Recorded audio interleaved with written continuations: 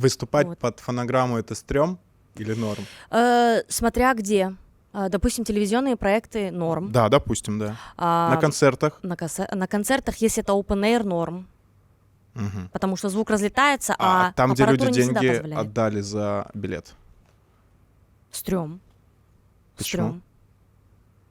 Стрём. Что именно? Ну почему стрём? Ну, блин. Просто разные ситуации бывают. Там, если человеку позволяет петь аппаратура хорошая, если человеку позволяет петь его голосовой аппарат, Мгм. и он поет под плюс, это стрём. Ну вот убежден, что совсем скоро у тебя будут концерты сольные. Аминь. Да, по-любому это будет. Ты на них будешь использовать фонограмму? Я думаю, нет. Точно? 1000%. Если я заболею, я его перенесу. Лучше перенести. Мне очень тяжело петь под плюс.